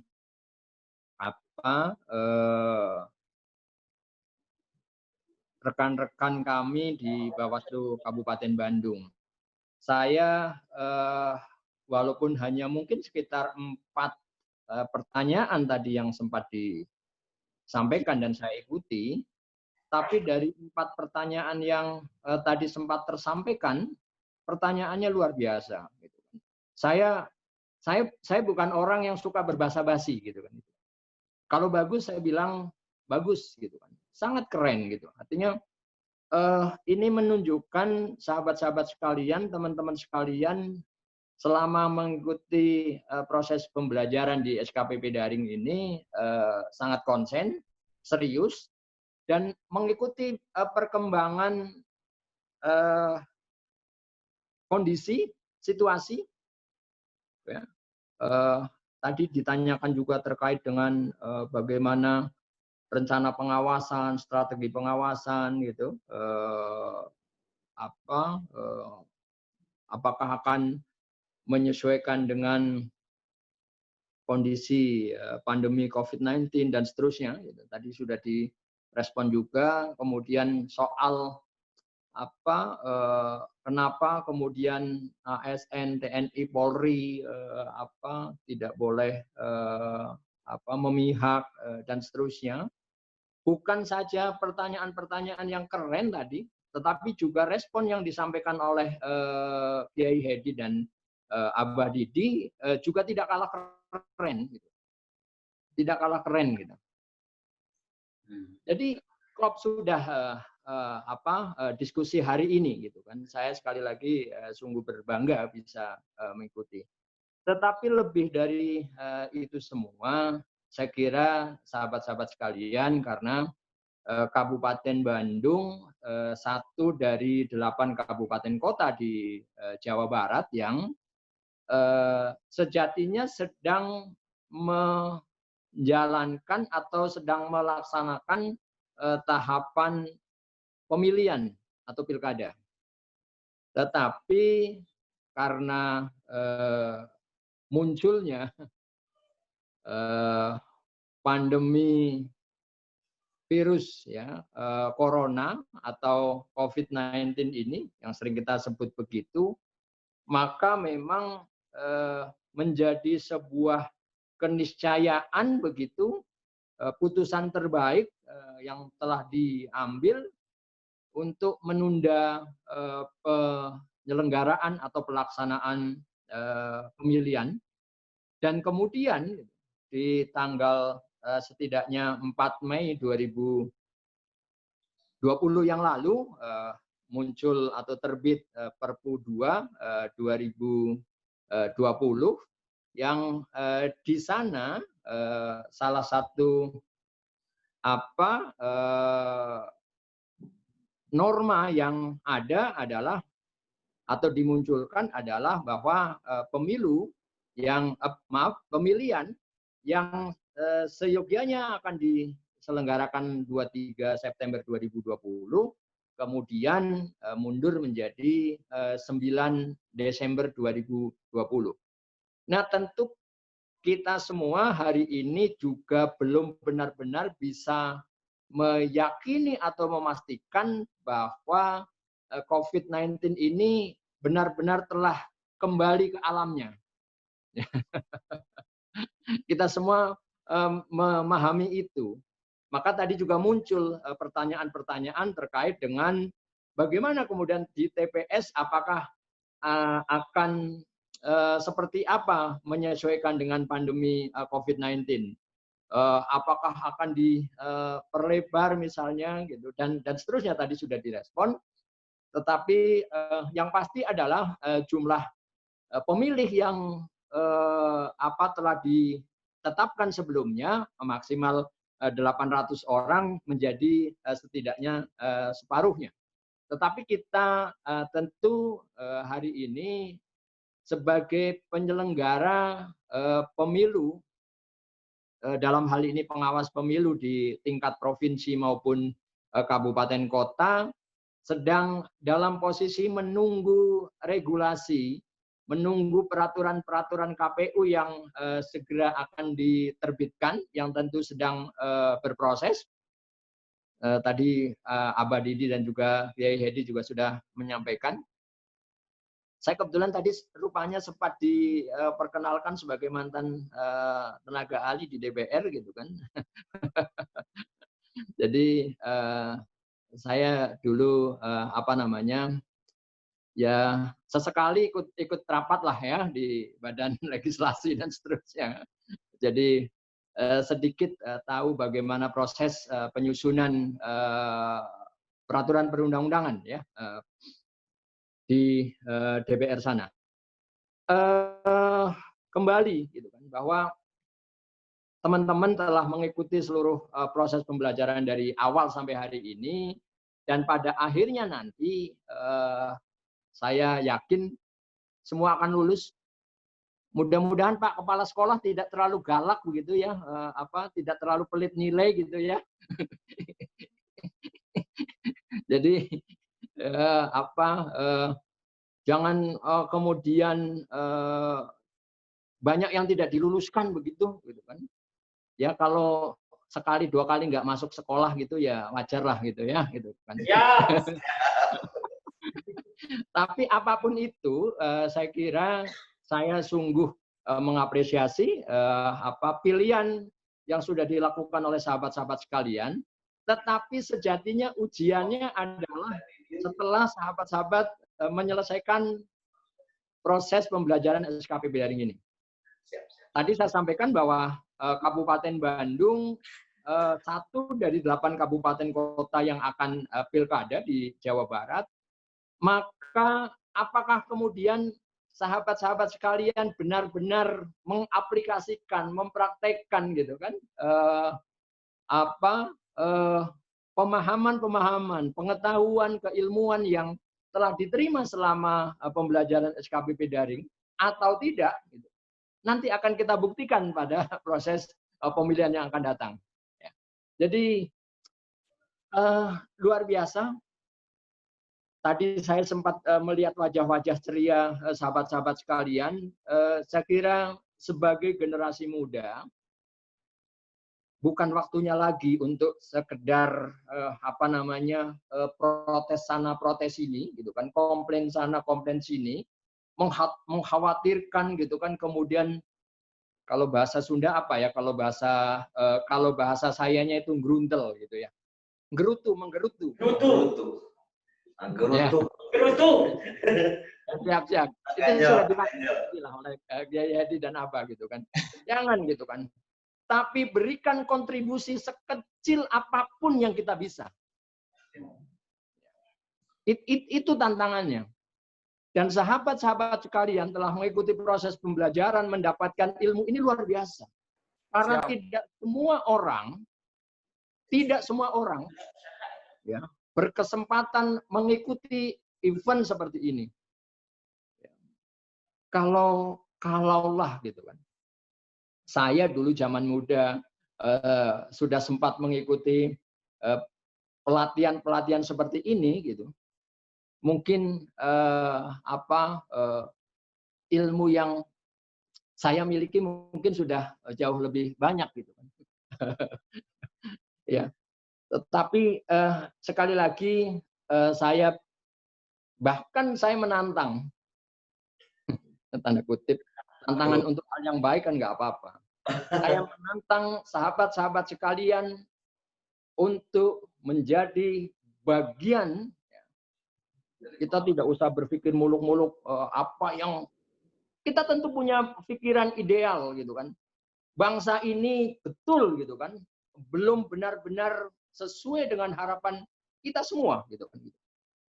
Kita tahulah diskusi itu mungkin bisa 7 hari 7 malam dan tidak selesai. Nanti diskusi soal itu dilanjutkan dengan Kiai Hedi dan Abah Didi. Jadi perlu saya sampaikan kepada sahabat-sahabat sekalian, ada Kiai Hedi, ada Abah Didi, ada Kang Januar, ada Kang Ari, ada Kang Kahfi ya di Kabupaten Bandung gitu kan. Mereka orang-orang hebat di Kabupaten Bandung gitu. Jadi silakan gitu kan. Tentu banyak ruang gitu kan, banyak waktu melalui media apapun untuk mendiskusikan soal-soal kepemiluan dan juga tentu soal pemilihan atau pilkada. Ini tadi Kiai Hedi bilang, tadi mengutip, mencuplik pendapat salah satu tokoh begitu. Katanya kalau semakin banyak ngomong, semakin banyak salahnya begitu ya. Jadi alasan itu. Saya sebetulnya saya perkenalkan diri kepada teman-teman, kepada sahabat-sahabat sekalian. Saya kebetulan koordinator divisi penindakan pelanggaran atau penanganan pelanggaran di Bawaslu Jawa Barat, dan semboyan saya adalah sedikit bicara banyak bekerja. Tapi hari ini saya dituntut untuk bicara dengan sahabat-sahabat sekalian gitu kan. Padahal maunya saya tadi cukup demikian perjalanan diskusi daring hari ini, sungguh saya berbahagia dan saya tutup acara dengan hamdalah. Begitu tadi saya maunya. Ketok palu ya. Ya, ini mungkin karena ekspresi betapa saya merasa surprise begitu ya, gitu kan. Tidak sedang berbahasa basi, tetapi saya meyakini bahwa sahabat-sahabat sekalian sebetulnya kalau diberi kesempatan dan ada waktu yang panjang untuk berdiskusi, semua akan menyampaikan pertanyaan-pertanyaan dan pandangan-pandangan yang kritis. Saya juga sempat hadir di beberapa agendanya sahabat-sahabat Bawaslu Kabupaten Bandung, dan saya telah membuktikan itu atas kualitas sahabat-sahabat di Kabupaten Bandung, generasi muda gitu kan, para mahasiswa dari sahabat-sahabat dari organisasi kepemudaan, keagamaan, dan seterusnya. Baik, sudah hampir jam 12, saya kira sesi ini sudah mau ditutup. Sekali lagi mewakili ketua dan anggota serta jajaran Bawaslu Provinsi Jawa Barat, tentu juga mewakili jajaran Bawaslu RI, karena sejatinya program ini digagas oleh Bawaslu RI, tetapi tentu tidak mungkin dalam kesempatan yang sama gitu kan Bawaslu RI bisa menjangkau 34 provinsi di Indonesia, 514 kabupaten kota yang ada di Indonesia gitu, dengan jumlah peserta SKPP yang mencapai 20 ribuan lebih ya, dan Jawa Barat menyumbang peserta SKPP terbesar. Maka didelegasikan kepada Bawaslu Provinsi dan kemudian Bawaslu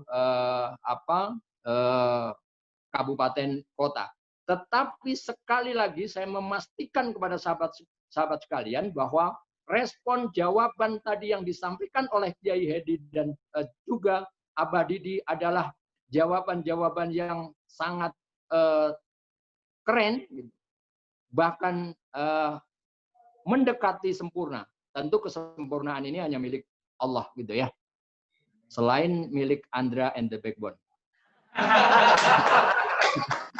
Gitu ya. Oke, baik. Terima kasih banyak. Saya mengucapkan hatur nuhun kepada sahabat-sahabat sekalian, sahabat-sahabat Bawaslu Kabupaten Bandung, Kiai Hedi, Abah Didi, dan rekan-rekan kesekretariatan, sahabat-sahabat SKPP di Kabupaten Bandung. Teruslah kita memberikan kontribusi sekecil apapun untuk bangsa ini, untuk wilayah kita, untuk kabupaten kota kita. Tanggal 6 Juni kemarin adalah hari kelahiran proklamator tercinta Insinyur Soekarno. Kebetulan nama saya beda tipis. Kalau beliau pakai K, saya pakai T. Gitu kan. Ada satu kalimat luar biasa gitu kan. Berilah saya 10 pemuda, maka akan kugoyang dunia.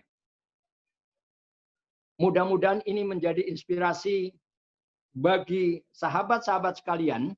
Ada sekian ratus peserta SKPP dari Kabupaten Bandung yang kemudian memberi kontribusi untuk kemajuan Kabupaten Bandung. Terima kasih, mohon maaf. Billahi taufiq wal hidayah. Wallahul muwaffiq ila aqwamit thoriq. Assalamualaikum warahmatullahi wabarakatuh. Saya kembalikan ke moderator. Terima kasih kepada pimpinan Bawaslu Provinsi Jawa Barat yang telah menyampaikan satu patah dua patah-patah. Selanjutnya karena diskusi hari ini sudah selesai. Saya selaku moderator untuk pamit, mohon maaf bila ada salah kata atau kekurangan, dan selanjutnya mungkin ada closing statement dari pimpinan Bawaslu Kabupaten Bandung. Mangga, apa sahabat Pak Hedi? Terima kasih, sahabat Rangga. Baik, sahabat-sahabat SKPP dari Kabupaten Bandung, sekali lagi saya ucapkan selamat karena Anda bagian dari orang yang dipilih oleh Tuhan Yang Maha Kuasa sebagai orang-orang pilihan, bukan orang-orang standar pada umumnya yang masih berjibaku dengan urusan pribadi gitu, bahwa Anda bagian dari orang-orang yang tengah menjalankan misi profetik, misi kenabian dalam menegakkan kualitas demokrasi di Republik kita. Saya tunggu kontribusi dan perannya secara konkret dalam mengawal kontestasi pemilihan Bupati Bandung 2020. Terima kasih. Ya, baik. Terima kasih. Pertama-tama mungkin saya ucapkan terima kasih kepada pimpinan Bawaslu Provinsi Jawa Barat, Pak Sutarno, atau nuhun sudah hadir di sini di sekolah kami. Tentunya mohon maaf tentunya apabila kami gaya kami seperti ini biar lebih cair, biar lebih enjoy, biar lebih enak gitu kan. Dan tentunya betul tadi terhadap rekan-rekan SKPP tetap semangat. Kami senang tentunya rekan-rekan hadir di sini, tapi tentunya tadi selain juga hadir aktif gitu kan. Aktif dalam apa? Tidak hanya berperan, juga membaca kaitan dengan regulasi. Itu saja mungkin dari saya. Assalamualaikum warahmatullahi wabarakatuh. Terima kasih kepada Abah dan Pak yang telah menyampaikan pertanyaan. Mungkin itu saja dari saya untuk pamit. Assalamualaikum warahmatullahi wabarakatuh. Waalaikumsalam. Atur nuhun pimpinan. Siap. Oke, siap. Kita lanjut ke kantin ngopi-ngopi. Siap.